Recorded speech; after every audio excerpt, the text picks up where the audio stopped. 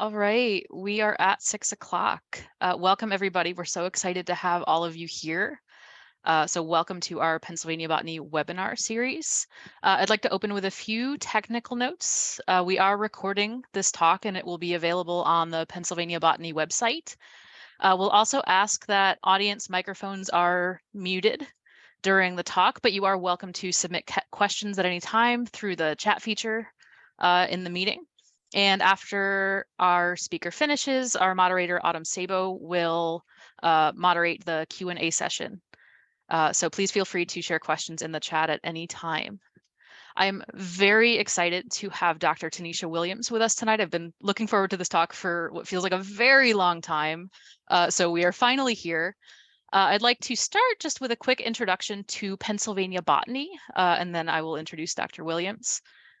So Pennsylvania Botany is a group of plant enthusiasts in Pennsylvania and the surrounding region, and we are a volunteer outreach and networking effort. Our goal is to inspire appreciation and expand knowledge about the Pennsylvania flora and Pennsylvania botany to protect our native flora.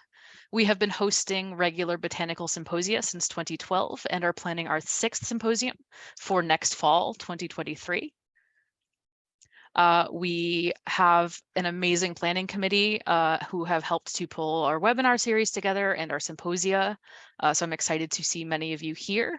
So thank you to the planning committee. Just quickly to note, our next webinar in the series is November 17th. Dr. Mason Heberling, speaking on stories from the dead, what herbarium specimens tell us about the living world. And as I mentioned, our symposium coming up next fall, 2023. Please stay tuned, check our website, join our mailing list for more information. We will be sharing that as soon as we have more details, but we're really excited to get back to our symposia. We also have our webinars from last year available on our website. So Dr. Bethany Bradley, Becky Barrick, and Rachel Spiegler shared webinars last year, and those are available to watch anytime on our website as well.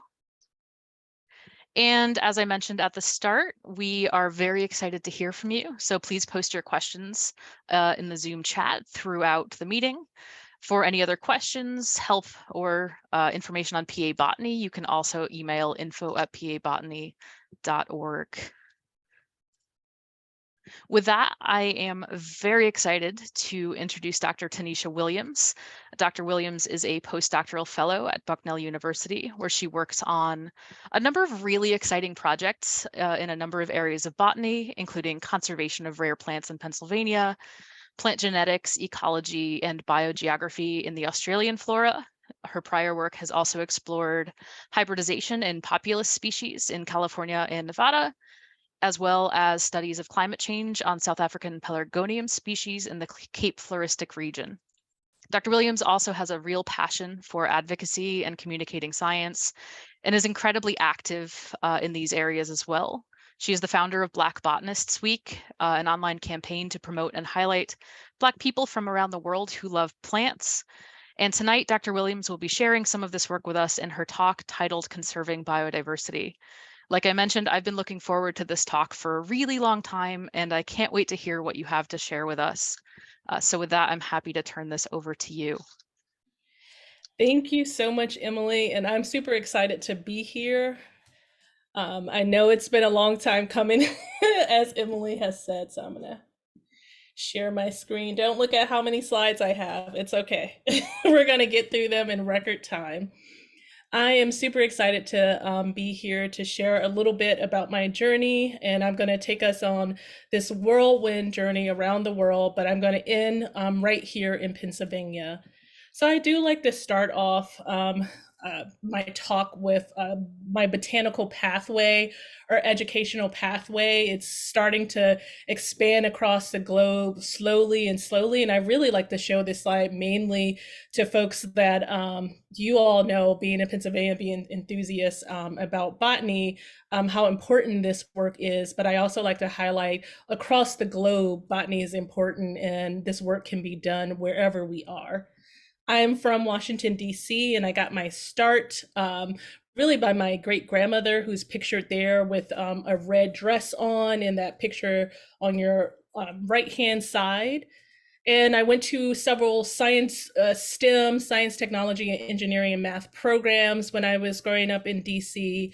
Went to School Without Walls, which is a college prep high school, and really had a good time there.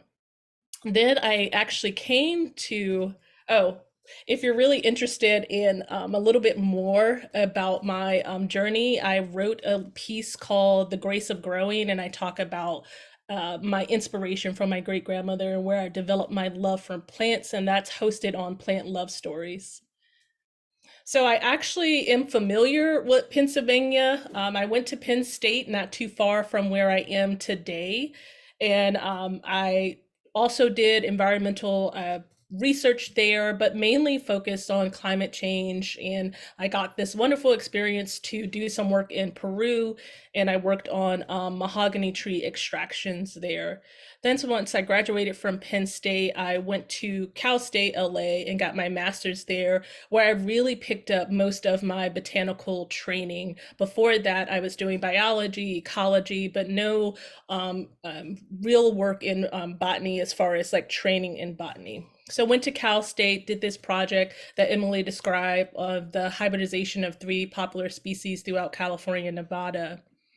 In between my master's and PhD that summer, I worked for the National Science Foundation because I am from Washington, D.C., so policy is in my blood, and I love science policy, and I still do a lot with science policy, going to the Hill, talking to our congressmen and women and senators and things like that. I got my PhD from the University of Connecticut in ecology and evolutionary biology. And this is where I really expanded that botanical research and really started to do work that I was very interested in. I was really interested in climate change, and I was so happy for my 2 advisors to accept my my research questions and told me to run with it. And they told me to run with it in South Africa. So I'm going to tell you a bit about that work and Australia, the Australia work, and then also the Pennsylvania work. So let's start from the beginning of this journey. I have this theater mask because I'm going to take us on a journey. We may get a little sad in the beginning, but I hope to lift our spirits up by the end of this talk. So climate change is one of the greatest threats to life as we know it. So since 2017, we've seen about a 1 degrees increase above pre-industrial levels in mean annual temperatures. So that is about a 0.2 degrees Celsius increase in temperatures per decade. That's a phenomenal rate of temperature increase. Greenhouse gases are continuing to rise, sea levels are continuing to rise, and this is all impacting weather events and different ecosystem events. So we're seeing heat waves and drought events, intensity of storm, which is also impacting our food security, water availability, and as well as ecosystem services. A colleague of mine from the University of Connecticut wanted to look at extinction risk, and based on his calculations in 2015, he said by 2100, up to 1 in every 6 species will become extinct. And we're seeing most of that extinction in the tropics. We're seeing in South America, also in Australia. Kew Gardens puts out this kind of state of the, well, we have the State of the Union from the president. They put out the state of the plants every so often. I think it's every other year. And their new report shows that more than 50,000 plant species are estimated to be near extinction. So that's 13% of the plants that we know that exist on Earth are at risk of being extinct. Something that really stood out to me in this report was this quote here. Despite ongoing efforts to increase the rate at which plants are evaluated for their extinction risk, there is widespread recognition that many plants may become extinct before they have been recognized at being at risk, or perhaps before they've even been uncovered and even described within the scientific literature. Also within a couple studies of Humphreys et al., they show that where I work, the Cape Floristic region is a region, a biodiversity hotspot within South Africa, is ranked as the world's second worst area for plant extinction. So they've seen 37 plant species go extinct since 1990 alone. If I were a person, I would totally want to ask you all, what are your thoughts about what is the first area in the world that has the worst plant extinctions? But since, or maybe you can type it in the chat, but I'll also tell you here is that it's Hawaii, and Hawaii is over 40 plants have been extinct since 1990. Adding to this extinction risk within South Africa is this kind of day zero in this Cape Town water crisis that went on in 2017 to 2018, and really it's still lingering now. So this was the worst drought that Cape Town, South Africa, and a couple other regions near Cape Town had seen in over 100 years. They were just not getting any rains. And the day zero was all over the news worldwide because Cape Town was going to be the first major city, the first modern city to turn off tap water to all of its residents and all of its industry and things like that, except for hospitals. And they never got to that day, but they got pretty close. So how might plants respond to all of these changes that I've been describing? And in my mind, I think about it in these three buckets. Plants can respond using phenotypic plasticity, adaptation, or mitigation. These aren't mutually exclusive. Plants can use all three of these, a combination of these. When I talk about phenotypic plasticity, I'm talking about organisms' ability to change their morphology, physiology, or behavior in response to the environment. So this graph I'm showing here is a wet and dry environment and looking at leaf thickness. So now wet environment, like a rainforest, leaf thickness is normally much thinner because a plant doesn't have to worry about desiccation or drying out. In a dry environment, like a desert, plants are more succulent, have thicker leaves in order to conserve that water. That can be a plastic response. Adaptation, this is a really nice map put out by the National Phenology Network, where we're showing that since the early centuries, the spring bloom index. So plants are blooming about 20 days earlier than they were. So this shifting of phenology, and we'll talk much more about phenology in this talk in a couple of slides, and then migration. So this is not a depiction of plants. I wish there was a map of plants doing this, but this is a wonderful depiction of mammals, birds, and amphibians from the Nature Conservancy that just shows the point of species moving their ranges northwards to track more favorable conditions. So my dissertation work really looked at how will species respond and can they adapt to the rapid rate of contemporary climate change? I use a time frame approach where in the past I looked at phenology and herbarium records. In the present, I planted out common gardens throughout South Africa to look at plastic responses. And then in the future, I did species distribution modeling. So let's learn a little bit about South Africa, this place I keep bringing up and that I hope that everyone puts on their bucket list. It's the third most biologically diverse country in the world. It's the fifth highest number of plant species in the world, so I know we're all excited to hear that. And the reason why they have so much biodiversity in the country is because there's high levels of endemism, meaning unique species found nowhere else in the world, and there's complex environmental heterogeneity. So in the map at the top, I'm showing these 9 South African biomes that can be broken down even more. There's different rainfall regimes, geological structures, and that all gives rise to the diversity that we see across this country. I mainly worked in the Cape Forested region here. It is a biodiversity hotspot, meaning it's a place with many, a high level of endemic species, those species found nowhere else in the world, but also they have threats from climate change, invasive species, and things like that. So the Cape Forested region is mainly known for this flower that I'm showing right here, the Protea species. It's the smallest of the 6 floral kingdoms. It's about the size of Pennsylvania, so it's a decent size of land. And so that size, so Pennsylvania and the CFR occupies about 2% of the world's land mass, but within that, small slither of South Africa, you have 10% of the world's plants are there. And over 6,000 of those are endemic, only found in that slither of South Africa. And its diversity is beyond the botanical diversity. So reptiles, birds, and mammals, even the coastal marine system there are really diverse. It's also a United Nations World Heritage Site because of this flora and fauna diversity and the history and culture of the region. Because of all of these plants that are jammed packed in this small area, there are extensive collections, herbarium collections, that you're going to get to hear some more about in your next meeting. So I worked on the genus Pelargonium, and I'm all sure that everyone here has bought a geranium, has geraniums, and the common geranium is actually a Pelargonium variety from South Africa.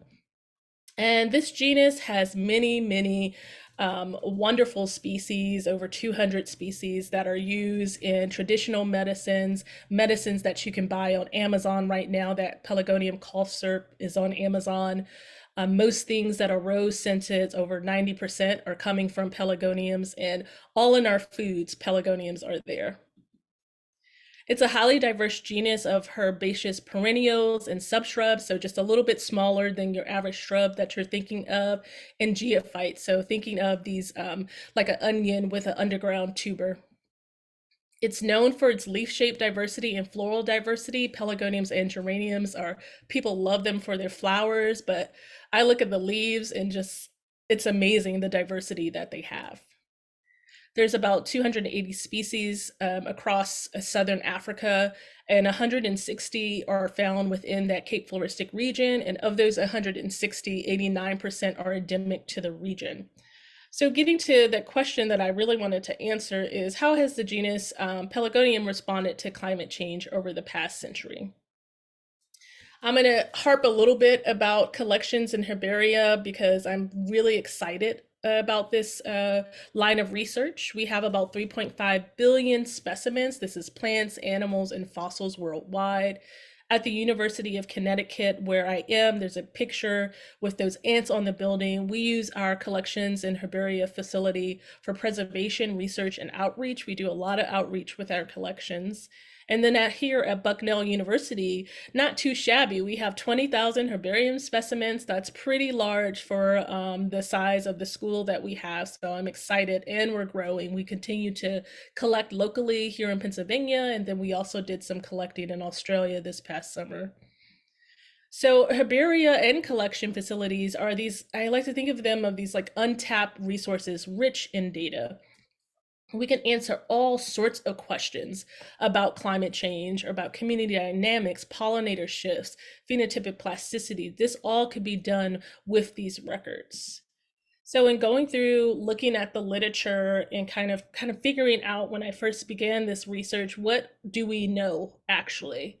So one of this prime examples of herbarium specimens is this Primek et al. So temperatures within Massachusetts had increased by 1.5 degrees Celsius since the late 1800s.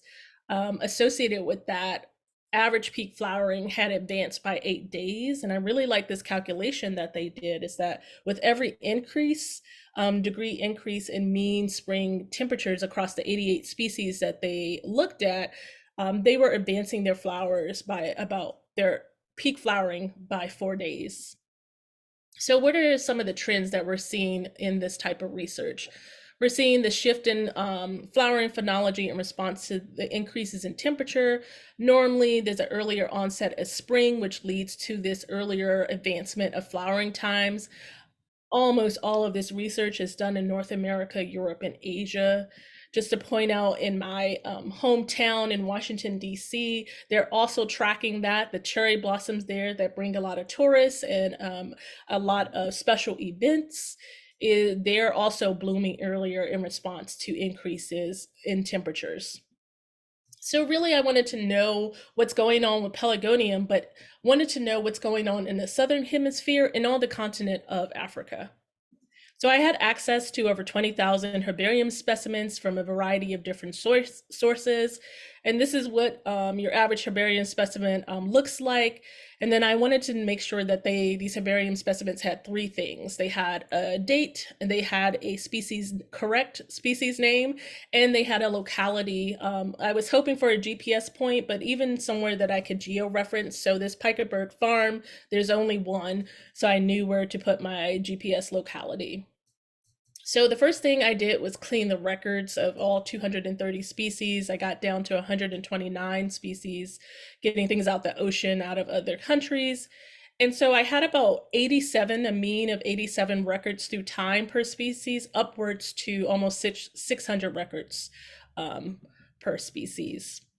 I had access to environmental data, so daily weather station data, and this map shows that I'm cropping my herbarium data to match that environmental data, so species that are found mainly within that Cape Floristic region. The first thing I wanted to do was use this model, and really what this model is doing is has temperature change, so has mean annual temperature change across the year. If mean annual temperature had changed across the year, then I wanted to know if flowering dates had changed across the year. So if the flowering had changed, and really I wanted to know if flowering had changed because of mean annual temperature. So we found a huge increase in temperature across South Africa. And so this is almost a 3 degrees increase in temperature. And I told you in Massachusetts, we saw a 1.5 degrees increase in temperature. And most of the literature kind of goes around about 1 to 1.5 degrees. So this was a massive increase in temperature. Associated with that, we saw that pelargoniums were on average flowering about 12 days earlier over the past century. And I calculated out that with every increase in mean annual temperature, pelargoniums are responding by advancing their flowers by 4 days. So this research is showing that climate change is definitely altering the way plants function and interact with their environment. These long-term records from herbaria and collections are continue to be credible evidence that species are responding to climate change, and some of our best evidence that species are responding to climate change. That temperature increase is just dynamic, how fast the temperature had raised. So in about the same time period, the IPCC, the global average, is changing at about 1 degrees, but South Africa that temperature has changed 3 degrees.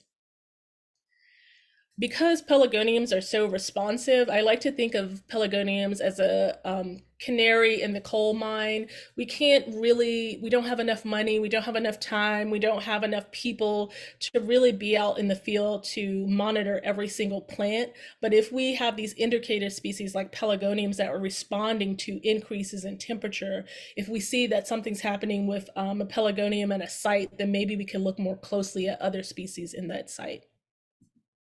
This work was done by a host of folks, done with the help from a host of folks, my two advisors, Dr. Kent Halsinger and Dr. Carl Schlichting, and everyone that's pictured and not pictured here in the funding sources.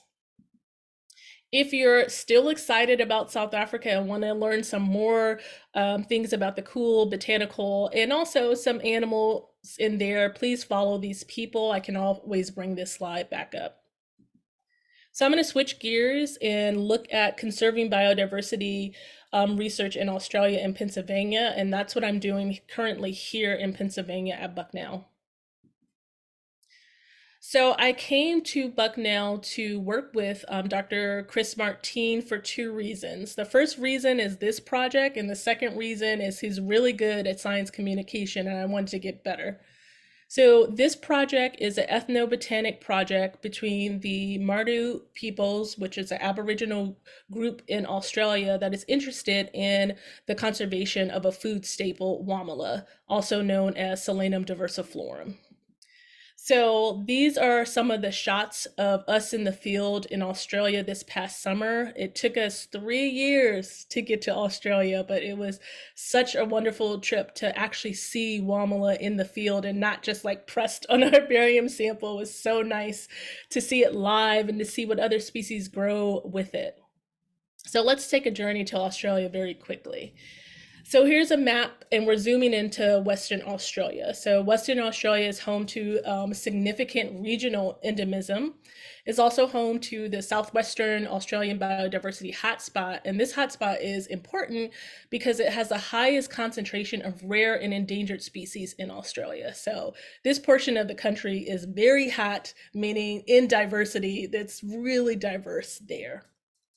And what I'm showing you in the background, this is one of the Wamala sites, Solanum diversiflorum sites, and I'm pointing out just some of the diversiflorums there. They're everywhere. Australia's had those big fires a couple years ago, and they had some really, really good rains right before we got to the country that really started to bloom the solanums and some other species, and so we really had a really good field collecting season this past summer.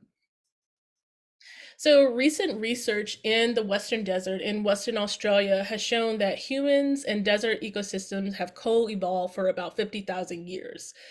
This relationship was severely impacted by the forceful removal of Aboriginal peoples from their homeland from the turn of the 20th century to the 1970s. During this time period, the desert ecosystems in Australia went through drastic changes, such as changes in the frequency and intensity of fires, which led to the decrease of many native taxa throughout the desert. So, as Aboriginal peoples are moving back to their homelands, there's often a recovery of these ecosystems. So, we are collaborating with Mardu peoples and all anthropologists from Penn State University. So let me tell you just a little bit about the Mardu. Mardu peoples are Aboriginal group. They consist of several different family units, and they're connected through family connections, similar dialects and government structures, as well as cultural traits.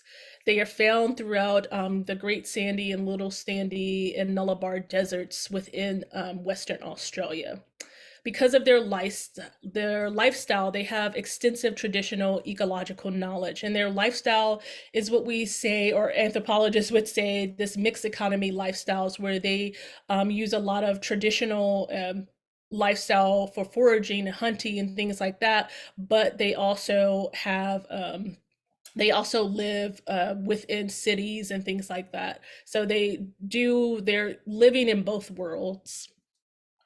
So what I'm showing here in this picture, so in figure A, this is the solanum fruit being sun-dried, or wamala being sun-dried. This is a batch processing of that. In figure B, I'm showing solanum diversiflorum, or wamala, being cleaned and cooked, and that means the seeds are being just thrown in the sand there. And in figure C, this shows a really large patch of wamala. We can see all of those yellow fruits on the ground. And this is Mardu children picking those fruits. So, because we only went to Australia this summer, we actually had some samples before we went to Australia, and this project is kind of a spin-off, and we're going to add those Australian samples later. So, we had 164 samples of wamala that had been collected over the past 15 years. So let me just orient you to this map. That red region is the Mardu tidal lands. And then the regions outside of that, so those yellow arrows that say Great Northern Highway and Wolf Creek Group and Boonda Stations, that's Wamala outside of the Mardu tidal lands. So what we're really interested in is this group is we're really interested in the genetics of this group that's outside of Wamala tidal lands, and interested in this group inside of Wamala tidal lands. We really want to know how Aboriginal peoples are managing this staple food source. So this work was done. We did a population genomic studies extracting the DNA, and I'll go over this procedure in a few slides. But this work was done by Jeffrey Heim, who's an undergraduate student who has since graduated. So I'm going to go straight to our results and look at the Mardu tidal lands, and these are populations outside of the Mardu tidal lands. So this is the first thing we did, was looking at gene flow and genetic diversity. So we can see here that our FST is above this 0.15 threshold that really implies genetic isolation. So populations are isolated from one another. There's not gene flow happening between like Wolf Creek or Port Headland. And so we see that there's significant genetic isolation. The FIS is an inbreeding coefficient, and we see that there is inbreeding because it's positive that's going on within these populations. And we are also looking at the heterozygosity. So heterozygosity HO is that's what's observed, and the heterozygosity HE, that's heterozygosity expected. So that's really looking at the genetic diversity, and we can see that what is observed is less than what is expected. So there's not a lot of diversity within these populations. So those are all three bad whammies for the populations outside of the Mardu tidal lands. There's low genetic diversity, not a lot of inbreeding, and inbreeding is present and not a lot of gene flow. This heat map is showing the redder you are, the more isolated you are. And I can say all of these populations are highly isolated from one another because they're above that 0.15 threshold. Next, if we look at populations within the Mardu tidal lands, and there are way more populations, but we can see the story is a little bit different. We have more with this heat map, a lighter color. So we're seeing some gene flow happening between these populations. There's only a couple populations that are actually, there's no gene flow and they're highly isolated from the rest of the populations within the community. If we look at our statistics there, when we're looking at gene flow and genetic diversity, all of those are much higher when compared to populations outside of the community. This is a structure analysis where we're just really looking at genetic relatedness. So we can see all of the populations that are outside of Mardu tidal lands are in that gray color or grouping together. And then within the Mardu tidal lands, we have two populations that are splitting out. And those two populations are really, really interesting because if we zoom in to those populations, these are the kind of same colorations from the structure analysis. We see these two groups, an orange group and a green group. And it's really fascinating that these clusters are really along different language groups that are happening, different family movement corridors. So you can see that within the genetics of the plant, which is really awesome that we could pick that up.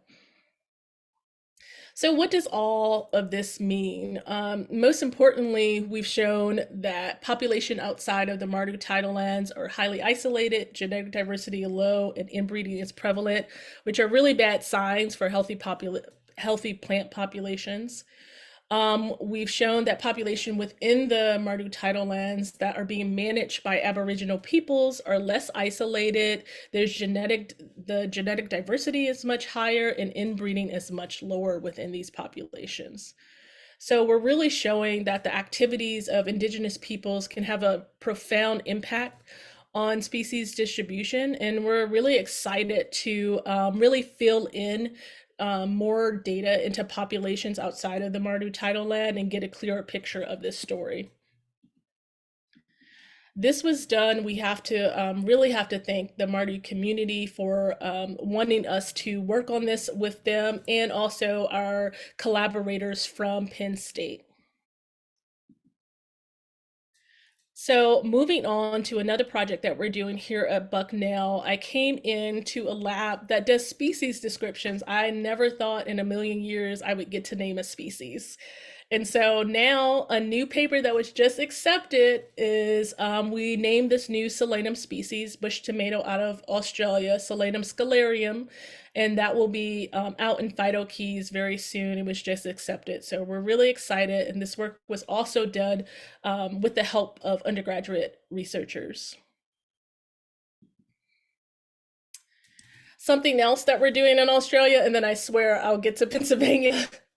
We're also working on this little legume in Australia, and I want to tell you this story because it's a really neat story. And this work was started by the previous postdoc, Dr. Angela McDonald, that's pictured there in the back, and our undergraduate student, Ariel Anton, which is pictured in the front, and they're still involved in this project. And so Australia is known for these biogeographic barriers. So these are really barriers to gene flow. And these barriers really create this pattern of species disjunction where you're seeing the same genera across these barriers, but not the same species. So this is what it will look like. This is Latoria. This is the tree frog in Australia, and you see the same genus. So you have Latoria species A, species B, but across those barriers, they're different species. And this has really been documented within the vertebrate literature. But there's just talks among scientists that we're seeing the same type of pattern in plants as well.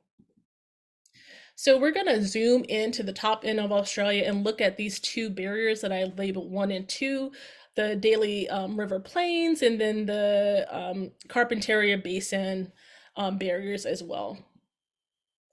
So we're interested in this legume. It's endemic to northern Australia called Templetonia hookeri. It's associated with these sandstone outcroppings, and it defies that common biogeographic pattern across its distribution range. Morphologically, it looks very similar. It looks like the same species.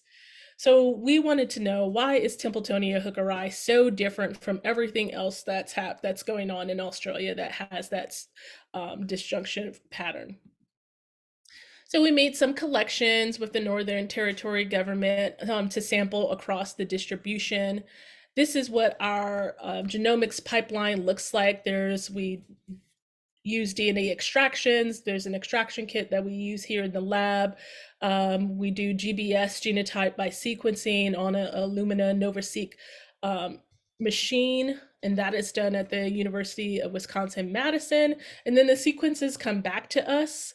We assemble the sequences in a program called iPyRad. We do some more filtering to make sure we have a really nice and robust data set in VCF tools. And then all of our population genetics analyses are done in R. This pipeline was put together by Dr. Angela McDonnell. I went to a workshop in the Czech Republic called the Workshop on Population and Speciation Genomics to further work on this pipeline as well. If you're interested, it's a wonderful, wonderful workshop. So just to get right into the results, I wouldn't read all of that text. I would really look at the map, because what this map is really showing us is that although morphologically these species look the same, genetically we're seeing this isolation by those two barriers that I have posted there. So we're seeing like a significant lack of genetic diversity within all of the populations across Templetonia hookeri's distribution. And coupled with this support of these geographically structured populations really provide this evidence that although they're morphologically similar, genetically these are distinct units, and they're really grouping out based on those geographic barriers. So those similar patterns that we're seeing in the vertebrate literature. This work is part of a broader project that's really highlighting the role in the AMT, the Australian monsoon tropics, and these sandstone escarpments. We're really highlighting how these biogeographic barriers are creating that pattern of species disjunction. And so we're doing similar analyses and studies in Solanum, Grevillea, and Baronia. Now we get to Pennsylvania. So what is happening in Pennsylvania? And man, oh man, a lot is happening in Pennsylvania. When I used to think about Pennsylvania, I didn't think of the state as overflowing with biodiversity, but due to its geological history and land use, there's some very interesting landscapes that give rise to phenomenal biodiversity that we have here in Pennsylvania, and also many rare species here in Pennsylvania. And so I'm learning so much by doing research on rare species here in Pennsylvania. So all of these ecosystems really support the native species that we have here throughout the state. We have about 3,400 plant species. 2,300 of those are native or naturalized, and DCNR recognized about 582 native species out of that 2,300. But all of this wonderful biodiversity is under threat. It's under threat from climate change, habitat loss due to development, invasive species, as well as selective browsing. So, what do we do? How do we go from winning this, from losing this fight to winning this fight? We team up with some government scientists. So, our lab is teaming up with Rachel Gold from the Natural Heritage Program and Dr. Scott Schutte from the Western Pennsylvania Conservancy. And I like to call them kind of the boots in the field. And we've teamed up with our graduate and undergraduate students and postdoc here in Dr. Chris Martin's lab. And I like to kind of call us boots in the lab. And so we all play this significant role in helping to conserve native biodiversity and also update the conservation status of rare plants here throughout Pennsylvania. So I just wanted to recognize that I'm sure some of you know Cheyenne, and she's moved over to boots on the ground. She was at Bucknell. She got her master's at Bucknell University, and now she's working for DCNR, and that's her new position there, the Plant Conservation Network Coordinator. So definitely, if you need anything, reach out to Cheyenne. So I'm going to go through 3 examples that of this partnership that we've done with Rachel and Scott. So the first one, we can look at Erigenia bulbosa. This work was done by Dr. Angela McDonald and Cheyenne Moore. So Erigenia is endemic to the eastern U.S. and is common. The common name is the harbinger of spring. Is the earliest blooming of the wildflowers, or one of the earliest in eastern North America. In Pennsylvania, if you can see that small little map over there to the left, it exhibits this east-west disjunction distribution where there's like a widespread western populations. They really do seem to connect to the Midwestern range, and that's on the left-hand side of the map. And there's a handful of smaller populations on the eastern part of the state, and they seem to be pretty isolated. And so this was a something that the Natural Heritage Program and other folks were concerned about. So using that same population genomics pipeline, Dr. Angela McDonald and Cheyenne, they showed that the populations were all genetically unique. They were all isolated from one another. There was low genetic diversity within these populations and high levels of inbreeding. So this work was recommended to DCNR that conservation and regulation should be applied evenly throughout the state. And the conservation status of the species should be updated by the Western Pennsylvania Conservancy and the Pennsylvania Natural Heritage Program. So that's one of the projects that we've done in the lab. And the next one is we've also worked on Baptisia australis, which this is another common plant that I'm sure some of you may have in your gardens. But instead of me talking about this, I'm going to let Cheyenne and Dr. Chris Martin tell you a little bit about this really amazing plant.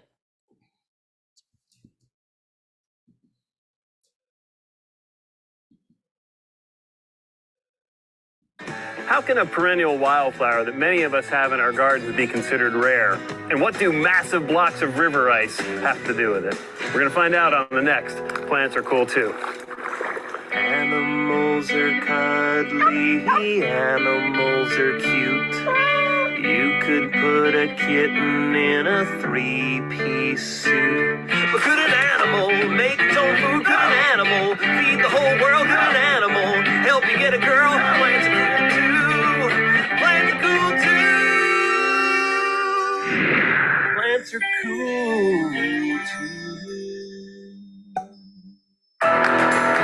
It's an early, misty morning in western Pennsylvania as we head out on the Allegheny River, a 325-mile river course whose waters go on to join the Ohio River and, eventually, the mighty Mississippi. Somewhere downstream, we intend to find graduate student Cheyenne Moore, along with her collaborator, Scott Schutte, who's out here looking to learn more about one of the coolest imperiled plants in the state and the unusual riverside habitat it grows in. A research project stemming from her lifelong love of science and green things. I always knew I wanted to be a scientist, but I had a position working outside in college, and I really enjoyed it. And I wanted to be outside, and I wanted to learn more about the plants because plants tell us a lot of cool things and are often overlooked. And so that was really important to me, to look at something that was really cool in the environment that people don't really pay attention to, but we can learn a lot from. It wasn't long before my son Jackson and I tracked down their kayak, pulled up on a gravelly island, one of about a half dozen similar habitats Cheyenne was planning to survey on that day. We'd learned soon enough that these particular formations are called scour prairies, and they harbor some pretty fantastic plants. Hey, Cheyenne, good to catch up with you. Hey. How are you? Good, how are you? Awesome. So you seem to have found some pretty cool plants. I have. Yeah, what are you doing out here? So I'm looking at this plant, Baptisia australis, or blue false indigo, Okay. which is a state-threatened species. Yeah. And so I'm out here seeing where it is along the Allegheny River.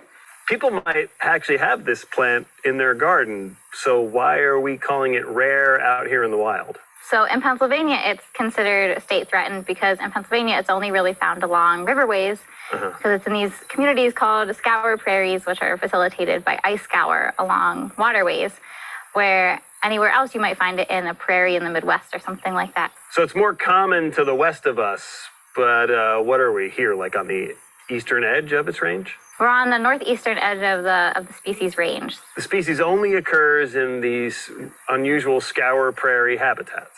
Essentially, yeah, it's only along 4 waterways. All right, so tell.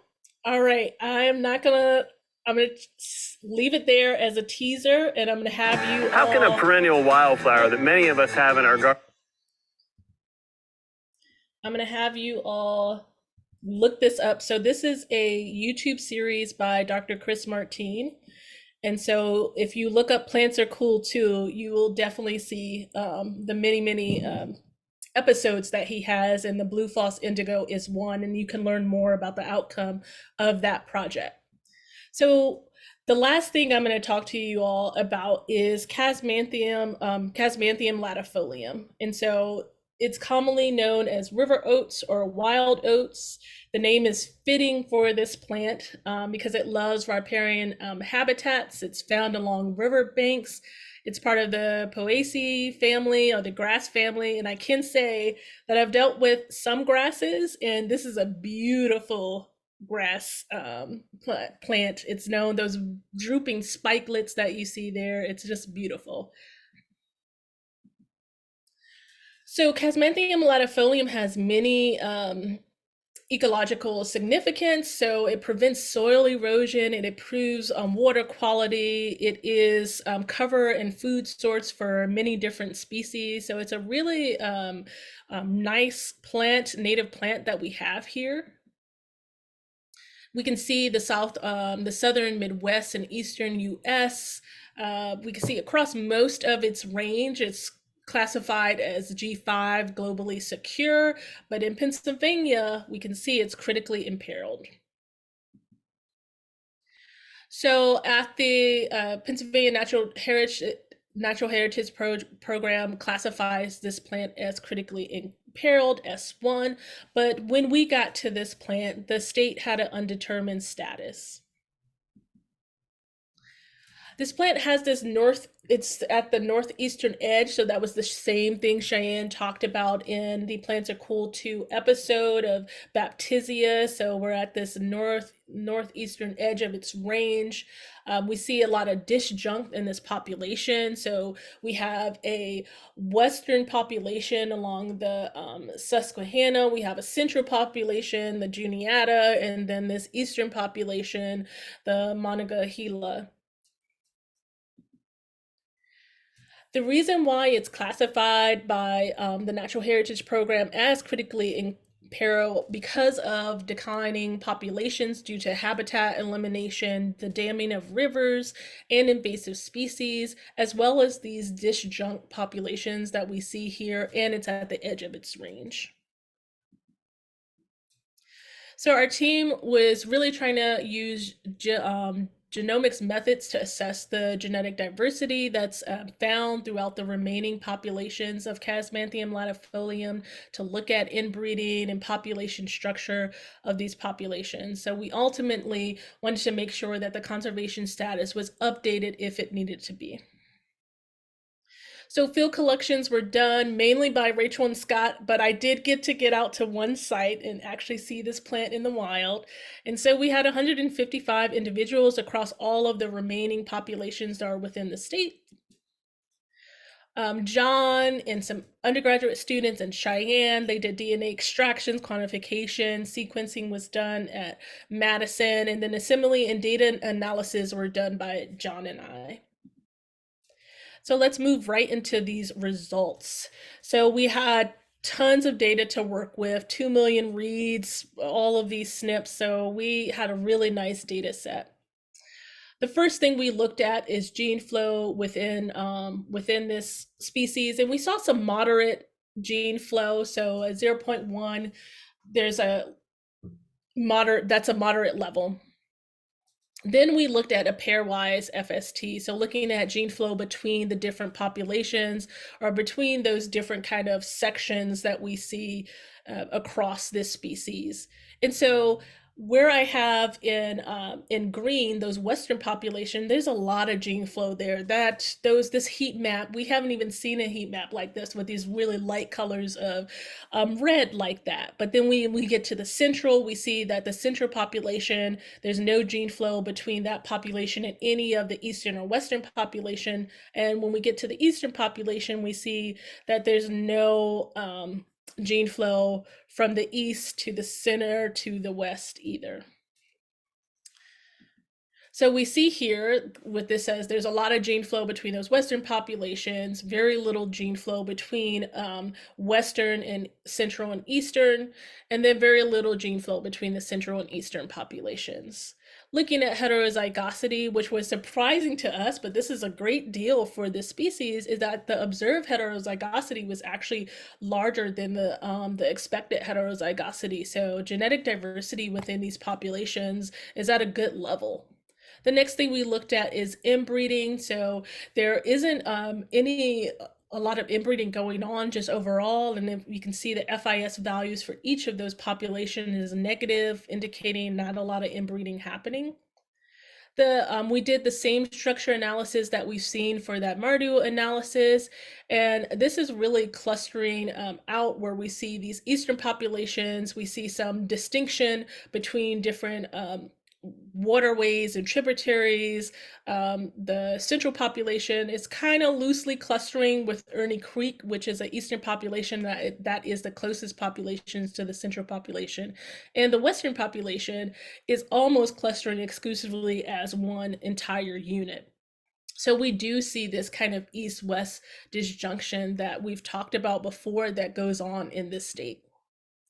So overall, we're seeing this moderate differentiation between these populations. There's high gene flow, but only within the Western population. So see all of the Western populations are highlighted in green, where our Central and Eastern populations are various shades of blue. So there's some connectivity between these populations, but really they are isolated from one another.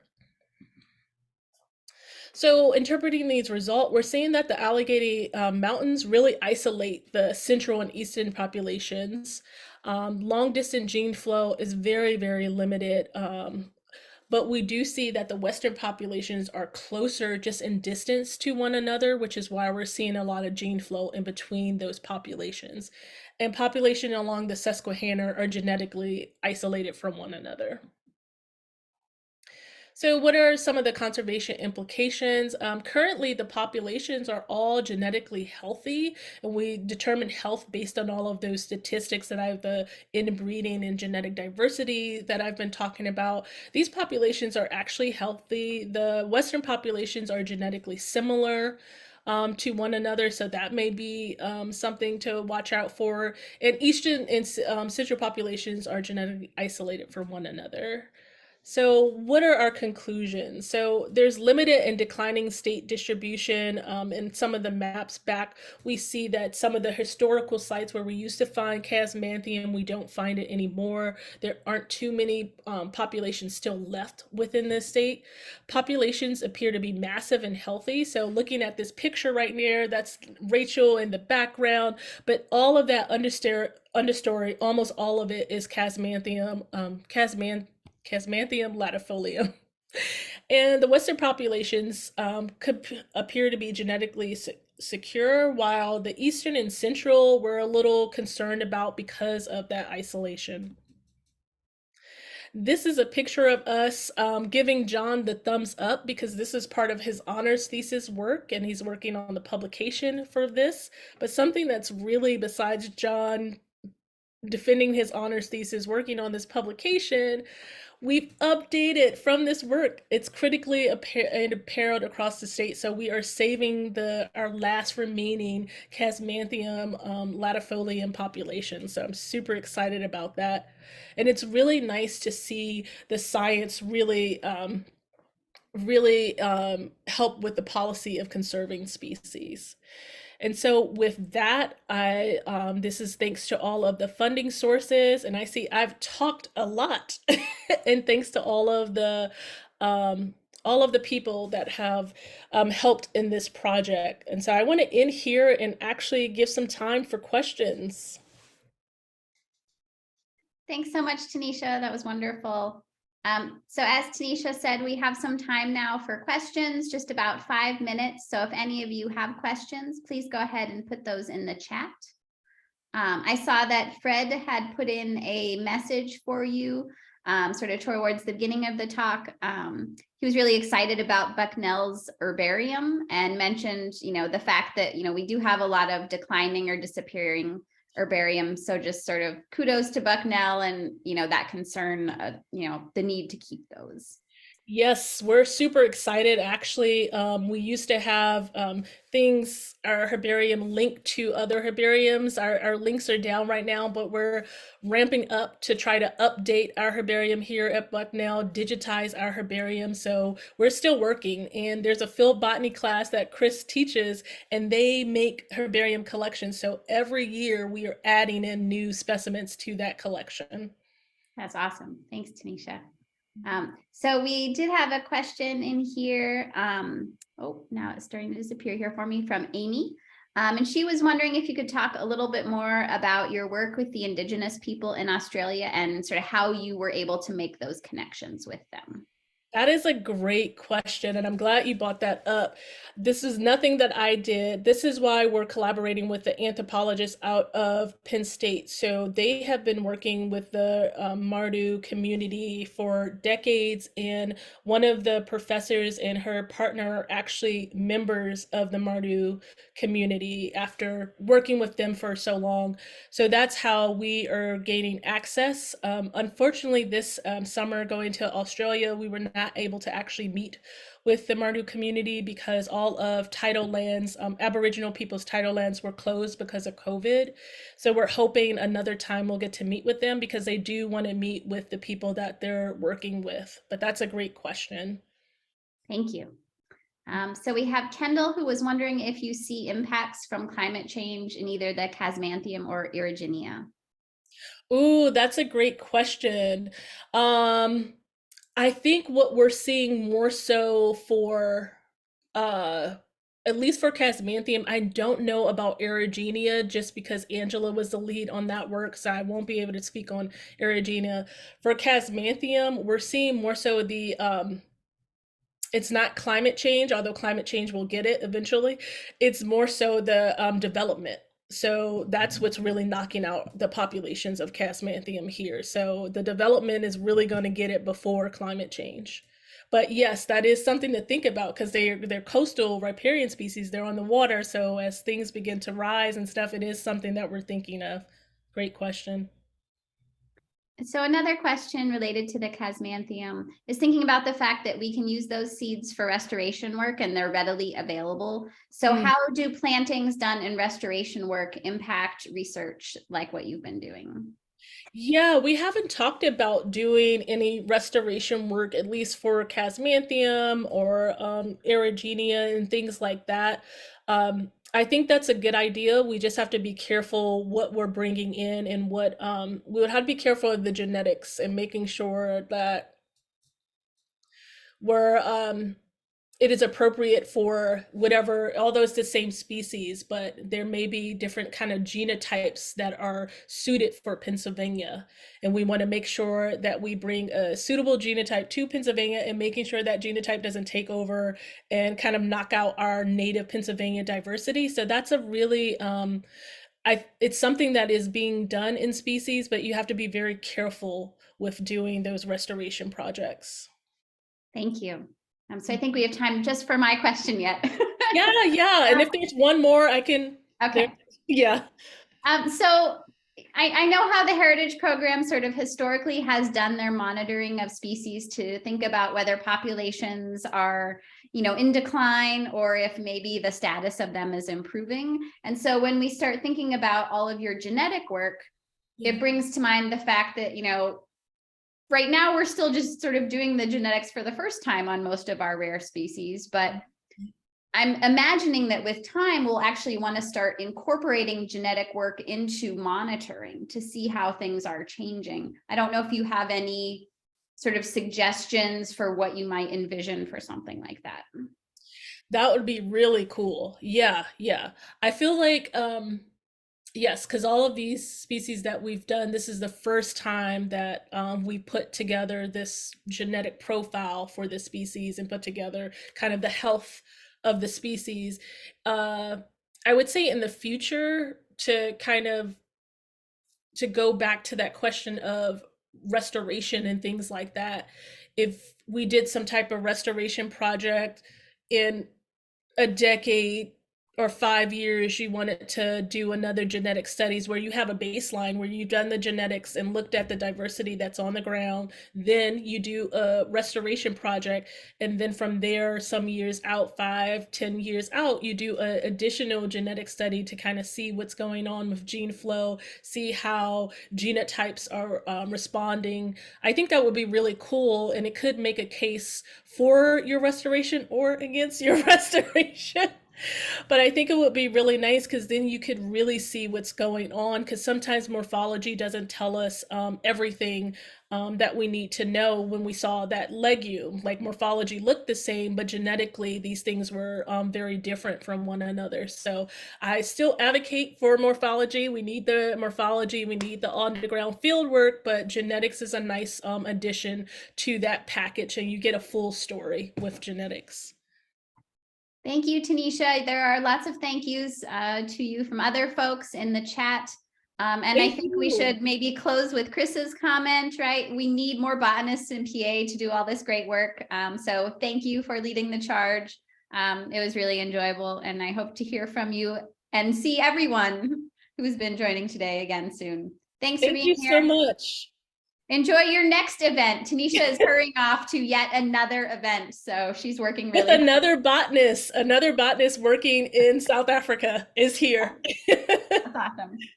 Thank you so much again for joining us, and thank you everyone for coming tonight. We really appreciate having you here, and thanks again to everyone for supporting and donating to Pennsylvania Botany. You're helping us make everything we do possible. Thanks again. Bye. Thank you.